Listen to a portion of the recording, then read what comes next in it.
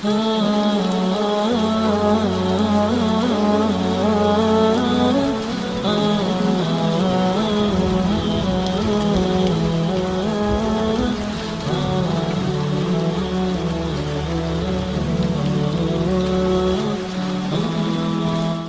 باللہ من الشیطان الرجیم بسم اللہ الرحمن الرحیم الحمد للہ رب العالمین الحمد للہ الاول بلا اول کان قبلہ والآخر بلا آخر یکن بعدہ الذي قصرت عن رؤيته ابصار الناظرین وعجزت عن نعته اوهام الواصفین ثم الصلاة والسلام على اشرف الانبیاء والمرسلین وخاتم النبیین سیدنا ونبینا ومولانا بالقاسم محمد صلی اللہ علیہ وعلى آلہ الطیبین الطاہرین المعصومین واللعنۃ الدائمۃ علی اعدائہم اجمعین اما بعد وقد قال الامام المعصوم تفقہوا فی الحلال والحرام الا وانتم الاعراب۔ گفتگو ہماری چل رہی تھی ان کتب کے بارے میں جو مکتب تشیع کی بنیادی کتابیں شمار ہوتی ہیں، یا جو جسے کہنا چاہیے کہ درجہ اول کی کتابیں شمار ہوتی ہیں، قدیمی کتابیں شمار ہوتی ہیں، جن میں سے ہم تقریباً کتنی کتابیں پڑھ چکے ہیں اگر یاد ہو تو 4 کتابیں۔ آج جس کتاب کا ہم تعارف پڑھیں گے وہ ہے تفسیر قمی۔ تفسیر قمی کے نام سے یہ کتاب کیا ہے؟ مشہور ہے۔ اصل اس کتاب کا جو محور ہے، اگرچہ کہ تفسیر ہے، لیکن تفسیر میں بھی جو اصل اس کا محور ہے وہ امامت اور ولایت کو بیان کیا گیا ہے، یعنی ان آیات کو اور ان روایات کو پیش کیا گیا ہے جو امامت اور ولایت کو بیان کر رہی ہیں۔ محور اصلی یہ ہے۔ اس کتاب کے لکھنے والے علی ابن ابراہیم قمی، علی ابن ابراہیم قمی، قم یعنی قم کے رہنے والے۔ خود یہ شخصیت انتہائی معتبر شخصیت ہے، ثقہ شخصیت ہے، نہ صرف ثقہ ہے بلکہ کثیر الروایہ ہے، یعنی وہ شخصیت ہیں کہ جنہوں نے بہت زیادہ روایت کی ہیں، یعنی امامیوں میں، مکتب تشیع میں جنہوں نے بہت زیادہ روایت کی ہیں وہ علی ابن ابراہیم قمی ہیں۔ قم کی برجستہ اور برگزیدہ شخصیات میں سے ان کا نام آتا ہے۔ ان کے جو استاد ہیں، ایک تو خود ان کے والد ہیں کہ جن کا نام ابراہیم بن ہاشم ہے، ابراہیم بن ہاشم، ان خود کا نام علی بن ابراہیم اور ان کے والد ابراہیم بن ہاشم۔ ابراہیم بن ہاشم جو ہے وہ ان کے اساتذہ میں سے ہیں، اور علی ابن ابراہیم نے جو اپنے والد سے روایت کی ہیں، یعنی ابراہیم بن ہاشم سے، کتب اربعہ میں ان کی تعداد تقریباً 7083 ہے۔ 7083 روایت علی ابن ابراہیم نے اپنے والد یعنی ابراہیم سے، ابراہیم بن ہاشم سے روایت کی ہیں۔ اس کے علاوہ جو ان کے استاد ہیں گے مثلا محمد بن عیسیٰ، ہارون بن مسلم، یہ بھی ان کے اساتذہ میں سے ہیں۔ ہارون بن مسلم 7083 7083۔ نجاشی جو کہ علم رجال میں ایک اہمیت رکھتے ہیں اور انتہائی قدیم علماء میں جن کا شمار ہوتا ہے، انہوں نے ان کو ثقہ جانا ہے اور ان کے بارے میں کہا کہ یہ جو ہے وہ ایک صاحب منزلت شخصیت تھے مکتب تشیع میں، جبکہ یہ صحابی بھی رہ چکے ہیں، امام علی نقی علیہ السلام اور امام حسن عسکری علیہ السلام۔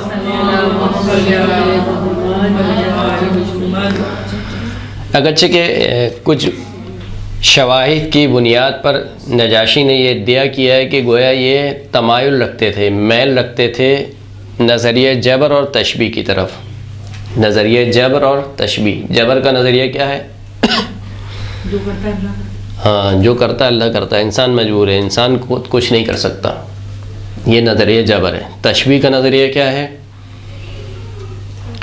تشبیہ کا نظریہ خداوند کریم کی جو صفات ہیں جو اس نے بیان کی ہیں، مثال کے طور پر اس نے کہا کہ وہ سمیع ہے، وہ علیم ہے، مثال کے طور پر، تو ہم جس طریقے سے سننے والے ہیں ایسے ہی خدا سننے والا ہے۔ ہم جس طریقے سے دیکھنے والے ہیں ایسے ہی خدا بھی بصیر ہے. کچھ لوگ ہیں کہ کہتے ہیں کہ ہاں ایسی ہی ہے، ان کو ہم کہتے ہیں تشبیہ کے قائل ہیں. صفات خدا میں کس کے قائل ہیں؟ تشبیہ کے قائل ہیں. جیسے کہ ان میں سر فہرست ابن تیمیہ کا نام آتا ہے. ابن تیمیہ یہ کہتا ہے کہ آپ جو خداوند کریم نے صفات بیان کی ہیں اپنی، آپ اس میں کوئی تعویل نہیں کر سکتے ہیں. اس نے کہا کہ ید اللہ فوق ایدیہم. اب ید اللہ کا لفظ آ گیا، اس کا مطلب ہے کہ اللہ کا ہاتھ ہے، اللہ کا ہاتھ ہے. ہاں، لیکن اب ہاتھ کیسا ہے یہ ہمیں نہیں معلوم، کیونکہ اللہ نے کہا کہ اس کا وجہ ہے. جیسے کہ سورہ رحمان میں یہ والی آیت، کل شیء فان فیبقی وجہ ربک ذو الجلال والاکرام. ہر شے فنا ہو جائے گی لیکن باقی رہے گا تیرے رب کا چہرہ. کہا کیونکہ وجہ کا لفظ آ گیا، اب اس کا مطلب ہے کہ خدا کا چہرہ تو ہے، نعوذ باللہ. لیکن اب آیا وہ چہرہ ہماری طرح ہے، جیسے ہماری دو آنکھیں، ایک ناک ہے، ایک منہ ہے، ایسا ہی ہے یا الگ ہے؟ تو بہرحال یہ ایک الگ بحث ہے. نجاشی نے بہرحال ان کے بارے میں ادعا کیا کہ شاید یہ اس نظریے کے قائل ہیں، نظریہ جبر اور نظریہ تشبیہ کے. جبکہ ان کے جو ہے وہ دیگر جو ان کے اساتذہ ہیں ان میں نام لیا جاتا ہے صالح بن سندی کا، جو کہ خود صالح بن سندی جو ہے وہ یونس ابن عبد الرحمن کے شاگردوں میں سے ہیں. یونس ابن عبد الرحمن جو ائمہ اطہار کے خاص صحابیوں میں سے ہیں، 5ویں امام اور 6ٹھے امام کے غالباً یا شاید 7ویں امام کے خاص اصحاب میں سے ہیں، جو کہ اصحاب اجماع میں سے ہیں. اصحاب اجماع کا لفظ بار بار آ رہا ہے، میں چاہتا ہوں کہ اس کی کچھ توضیح دے دوں آپ کو. اصحاب اجماع کچھ اصحاب کے بارے میں علماء امامیہ کے درمیان اجماع ہے. کیا اجماع ہے؟ کہ ان سے جو روایت ملے وہ صحیح ہے. کچھ اصحاب کے بارے میں، مثال کے طور پر زرارہ ہے، مثال کے طور پر زرارۃ ابن اعین، مثال کے طور پر یہ عبد الرحمن ابن یونس ابن عبد الرحمن مثال کے طور پر، اسی طریقے سے ابن ابی عمیر مثال کے طور پر. یہ کچھ نام آئیں گے، سارے اصحاب کو جمع کیا جائے تو غالباً شاید 11 نام بنتے ہیں. 11 نام کے بارے میں کہتے ہیں کہ اجماع کیا گیا ہے کہ بھائی جو بھی ان سے روایت آئے گی وہ کیا ہوگی؟ صحیح ہوگی. اس کو کہتے ہیں اصحاب اجماع، یعنی اصحاب اجماع میں ان کا شمار ہوتا ہے.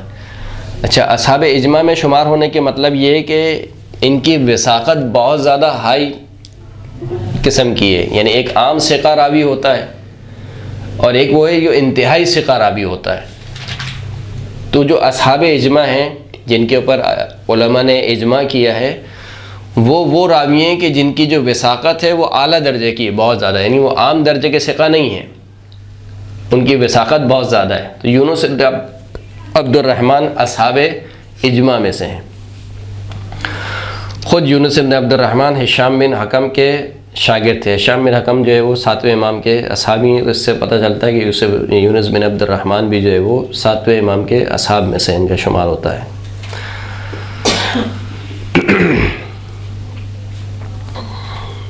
خوب، یہ بات ہو گئی کس کے؟ مؤلف کے بارے میں. مؤلف کون ہے؟ علی ابن ابراہیم قمی، جو کہ 4 صدی میں زندہ تھے. 4 صدی میں کیا تھے؟ زندہ تھے. تقریباً اسی میں ہی ان کی شاید کتاب لکھی گئی ہے. ان کی جو دیگر تالیفات ہیں گی علی ابن ابراہیم قمی کی، ان میں نام لیا جاتا ہے مثال کے طور پر کتاب تفسیر، کتاب ناسخ و منسوخ، کتاب قرب الاسناد، کتاب شرائع، کتاب توحید، کتاب شرک، کتاب فضائل امیر المؤمنین علیہ السلام، کتاب المغازی، کتاب انبیاء، رسالۃ فی معنی ہشام و یونس. اسی طریقے سے اور دیگر کتابیں بھی انہوں نے لکھی ہیں. کنہوں نے؟ علی ابن ابراہیم قمی نے. جو کتابیں آپ کے سامنے ہم نے نام لیے مثال کے طور پر کتاب توحید، شرک وغیرہ، اس سے معلوم ہوتا ہے کہ انہوں نے خاص علم کلام میں جو ہے وہ کام کیا ہوا ہے. اب آ جائیے خود کتاب کے بارے میں. کتاب کتنی معتبر ہے؟ لیکن کسی بھی کتاب کے بارے میں پہلے تو یہ ثابت ہونا ضروری ہوتا ہے کہ یہ کتاب اس شخص نے لکھی ہے. صحیح نا؟ کیونکہ جس طریقے سے آج کل بہت عام ہے، بہت آسان ہے کہ ایک کتاب چھاپی جائے اور اس کو کسی کی بھی طرف بھی نسبت دے دی جائے. اس زمانے میں بھی ایسی ہوتا تھا کہ کتاب مثال کے طور پر کسی اور بندے نے لکھی ہے اور اس کو نسبت دے دی کسی اور بندے کی طرف. جیسے کہ ہم پڑھ چکے ہیں کتاب تفسیر منسوب امام حسن عسکری، یہ منسوب ہے امام حسن عسکری کی طرف. جیسے کہ بعض علماء وہ کہتے ہیں کہ نہیں، یہ کتاب گڑھی گئی ہے، لکھی گئی ہے، کسی اور نے لکھی ہے، منسوب کر دی امام حسن عسکری کی طرف. اس کتاب کے بارے میں بھی دو گروہ ہیں. کچھ گروہ ہیں وہ کہتے ہیں کہ نہیں، یہ خود علی ابن ابراہیم کی ہی کتاب ہے لکھی ہوئی، اور کچھ کہتے ہیں کہ نہیں، یہ کتاب علی ابن ابراہیم کی لکھی ہوئی نہیں ہے، بلکہ علی ابن ابراہیم کے ایک شاگرد تھے، انہوں نے یہ کتاب تالیف کی اور پھر اس کو نسبت دے دی کس کی طرف؟ علی ابن ابراہیم کی طرف. جیسے کہ کچھ روایت ہیں گی جس سے شواہد ملتے ہیں، یعنی اسی کتاب میں کچھ روایتیں کی سند ایسی ملتی ہے کہ وہ سند یہ بتاتی ہے کہ گویا یہ جو روایت ہے یہ خود علی ابن ابراہیم قمی نہیں کر رہے ہیں، بلکہ کوئی دوسرا شخص ہے کہ جس نے علی ابن ابراہیم قمی سے روایت کی ہے.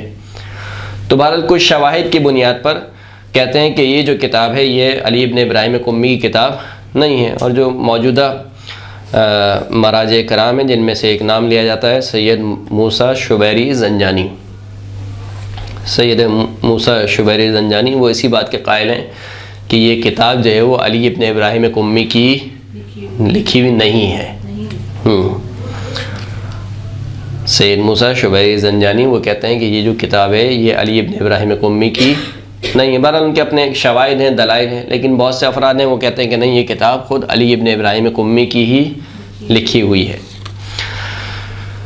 جو اس کتاب کا محتویٰ یعنی مضامین ہیں کہ کس پر گفتگو کی گئی ہے، تو جو پہلی جو گفتگو ہوئی ہے یعنی اس مقدمے میں قرآن مجید کی آیات کی تقسیم کی گئی ہے اور کہا گیا ہے کہ قرآن مجید کی جو آیات ہیں وہ 50 قسموں کی ہیں. مثال کے طور پر کہا کہ ناسخ، منسوخ، محکم، متشابہ، خاص، عام، اس طریقے سے. مثال کے طور پر منقطع، معطوف، یعنی ان تقسیم کو بیان کیا گیا ہے. یا مثال کے طور پر ظاہر اور منصوص یعنی نص اور ظاہر، اس طریقے سے تقسیم کو بیان کیا گیا ہے. تو کہا کہ تقریباً قرآن مجید کی آیت 50 قسموں پر ہے. پھر جو اس کتاب کے لکھنے والے ہیں انہوں نے کہا کہ قرآن مجید جو ہے وہ تحریف سے پاک ہے، چاہے وہ تحریف اضافے کی جانب ہو، یعنی کسی نے کچھ اضافہ کر دیا ہو وہ بھی نہیں ہے قرآن مجید میں، یا کسی نے آیتیں کم کر دی ہوں، اس کے بھی کیا ہیں؟ منکر ہیں. یعنی قرآن مجید یہ بالکل وہی قرآن مجید ہے جو رسول اللہ پر نازل ہوا، اسی طریقے سے ہم تک پہنچا ہے، تحریف کے منکر ہیں.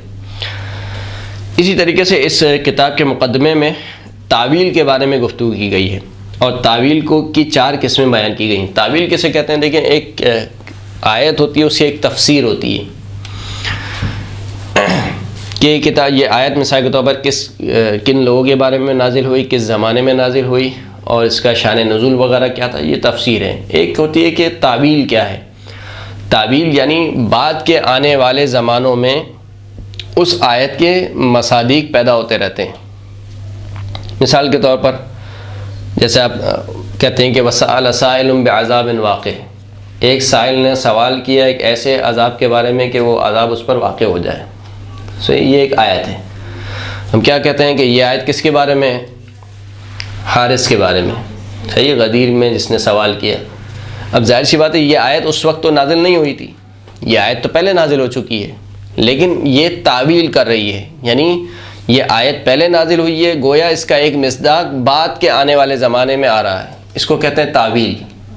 تعویل یعنی لوٹنا، پلٹنا. تو کہتے ہیں کہ 4 قسم کی تعویل ہیں. پہلی قسم کیا ہے کہ کچھ آیتیں وہ ہیں کہ جن کی تعویل خود ان کی تنزیل میں موجود ہے، یعنی جس وقت آیت نازل ہو رہی ہے اسی وقت ہی اس کی تعویل بھی موجود ہے، خود تنزیل کے اندر تعویل موجود ہے. یہ ایک قسم. دوسری قسم کیا ہے کہ تعویل کی جو اس کی تنزیل کے ساتھ ہے، تنزیل کے اندر نہیں ہے بلکہ تنزیل کے ساتھ ساتھ ہے، جڑی ہوئی ہے.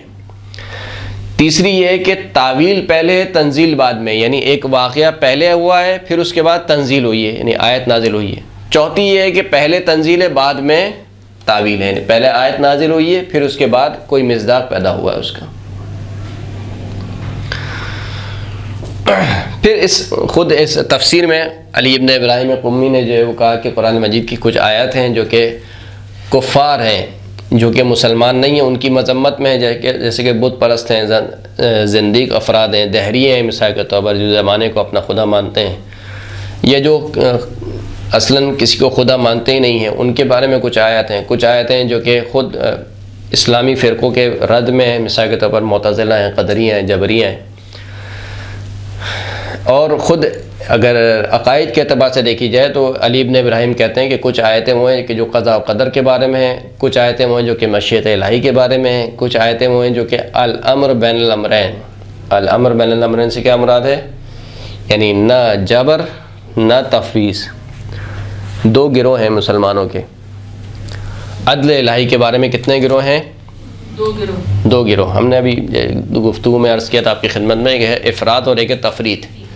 افراد والے وہ ہیں کہ بالکل مجبور، انسان کچھ نہیں کر سکتا ہے، جو کرتا ہے وہ خدا کرتا ہے. دوسری طرف سے تفرید والے ہیں، وہ کہتے ہیں کہ نہیں، خدا کا کوئی تعلق ہی نہیں ہے، ید اللہ مغلولہ ہے. اللہ نے ایک مرتبہ انسان کو خلق کر دیا، اب جو کرتا ہے وہ کون کرتا ہے؟ بندہ خود کرتا ہے. جبکہ مذہب حق کیا ہے؟ الامر بین الامرین. نہ انسان مکمل طور پر مجبور ہے، نہ مکمل طور پر آزاد و مختار، ایسا نہیں ہے، بلکہ انسان اپنے ارادے اور اختیار سے کرتا ہے، مگر اللہ کی دی ہوئی قدرت سے کرتا ہے. یعنی ممکن نہیں ہے کہ اگر خدا کی قدرت نہ ہو، مثال کے طور پر خدا نے جو مجھے طاقت دی ہے، خدا نے مجھے بولنے کی طاقت دی ہے، تو میں غیبت کر رہا ہوں نا کسی کی. مثال کے طور پر خدا نے مجھے حرکات و سکنات کی طاقت دی ہے، میرے جسم میں طاقت دی ہے، تو میں گناہ انجام دے رہا ہوں. لیکن گناہ، اس کا یہ مطلب نہیں کہ گناہ خدا انجام دے رہا ہے، گناہ میں اپنے ارادے سے انجام دے رہا ہوں. یعنی خدا نے مجھے طاقت دی ہے کہ میں گفتگو کروں، اب میرے اوپر ہے کہ میں اس زبان سے کسی پر تہمت لگاؤں، جھوٹ بولوں، غیبت کروں، یا اسی زبان سے قرآن مجید کی تلاوت کروں، احادیث پڑھوں، کسی مومن کی تعریف کروں، یہ میرے اوپر ہے. درست ہے. تو اسے کہتے ہیں کہ الامر بین الامرین. نہ انسان مجبور ہے، نہ مکمل خود مختار، بلکہ درمیان کی چیز ہے.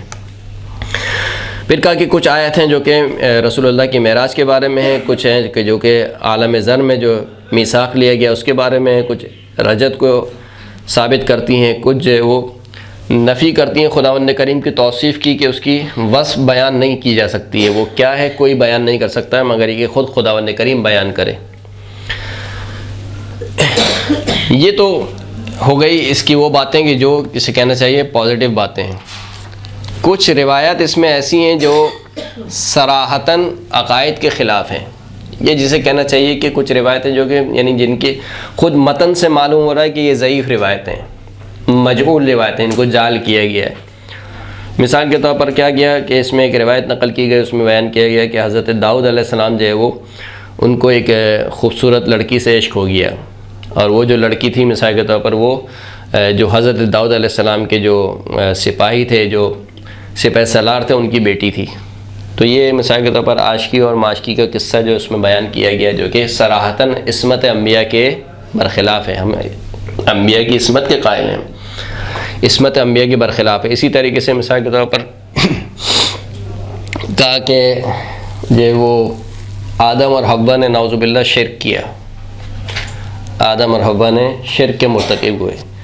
اور اسی طریقے سے مثال کے طور پر جناب یوسف کے بارے میں کہا کہ وہ پہلے جو ہے وہ ان پر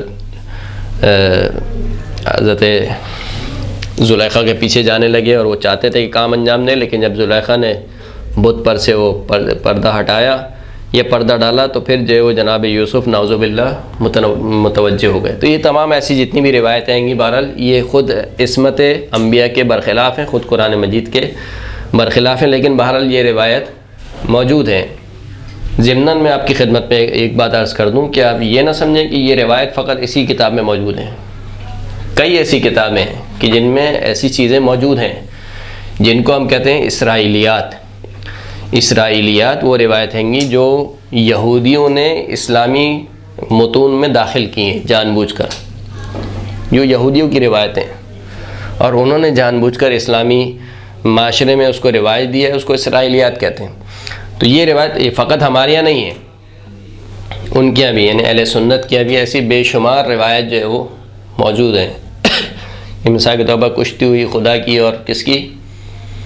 حضرت یعقوب کی نعوذ باللہ شاید، اور پھر وہ غالب آ گیا یا خدا غالب آ گیا، کیا ہوا بہرحال. تو ایسی بہت ساری روایتیں ہیں گی جو کلن اگر دیکھا جائے تو مصادر اسلامی میں، چاہے وہ شیعہ ہوں چاہے وہ سنی ہوں، موجود ہیں. اس کا یہ مطلب نہیں ہے کہ ان روایت کی وجہ سے ایک کتاب ہی بیکار ہو گئی، کیونکہ وہ کتاب جو کہ مصون ہے، جو خطا سے محفوظ ہے، وہ کون سی کتاب ہے؟ فقط قرآن مجید ہے. اس کے علاوہ کوئی کتاب خطا سے محفوظ نہیں ہے.